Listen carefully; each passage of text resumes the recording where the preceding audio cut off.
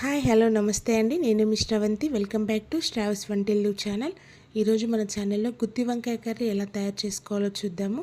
ముందుగా మన ఛానల్ చూస్తున్న వాళ్ళు please like the video, subscribe my channel. ఈ గుత్తి వంకాయ కర్రీ అనేది రైస్, చపాతీ దేంట్లోకైనా చాలా బెస్ట్ కాంబినేషన్. మీరు కూడా ఇంట్లో ట్రై చేయండి, చాలా అంటే చాలా బాగుంటుంది. ముందుగా ఈ కర్రీ కోసం నేను ఇక్కడ 300 గ్రాముల వంకాయలు తీసుకొని 4 వైపులా ఘాట్లు పెట్టుకొని కట్ చేసి పెట్టుకున్నాను.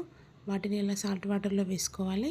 ఇక్కడ ఒక మిక్సీ గిన్నె తీసుకొని అందులో ముందుగానే వేయించుకున్నటువంటి పల్లీలు 2 స్పూన్లు, అలాగే వేయించుకున్నటువంటి నువ్వులు 1 స్పూను, 2 స్పూన్ల కొబ్బరి పొడి కూడా వేసుకుంటున్నాను. ఇప్పుడు అందులోనే ఒక మీడియం సైజ్ ఉల్లిపాయ, మీడియం సైజ్ టమాటా కట్ చేసి వేసుకోవాలి.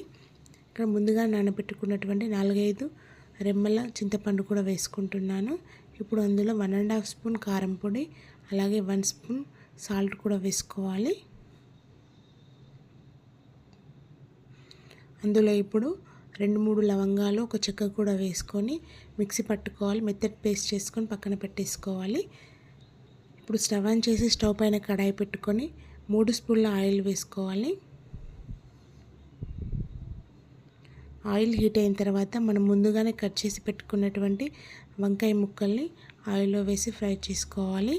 మంట అనేది మీడియం ఫ్లేమ్లో ఉంచండి. హై ఫ్లేమ్లో ఉంటే వంకాయ ముక్కలు అనేవి మాడిపోతాయి, లోపల పచ్చిగా అలాగే ఉండిపోతుంది. అలా 1 నిమిషం కలిపిన తర్వాత దానిపైన మూత పెట్టేసి మంటని మీడియం ఫ్లేమ్లో ఉంచేసి 2 నిమిషాలు వేయించాలి. 2 నిమిషాల తర్వాత వంకాయ ముక్కలు కొద్దిగా మెత్తబడిపోతాయి. అలా వేగిన వంకాయ ముక్కల్ని తీసి ఒక ప్లేట్లో తీసి పక్కన పెట్టేసుకోవాలి. ఇప్పుడు అదే ఆయిల్లో ఒక మీడియం సైజ్ ఉల్లిపాయను కట్ చేసి వేసుకోవాలి.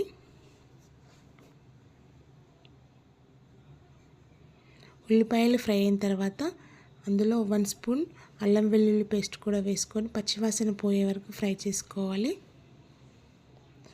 అందులో కొద్దిగా కరివేపాకు కూడా వేసుకోండి, అలాగే కొద్దిగా పసుపు కూడా యాడ్ చేసుకోండి.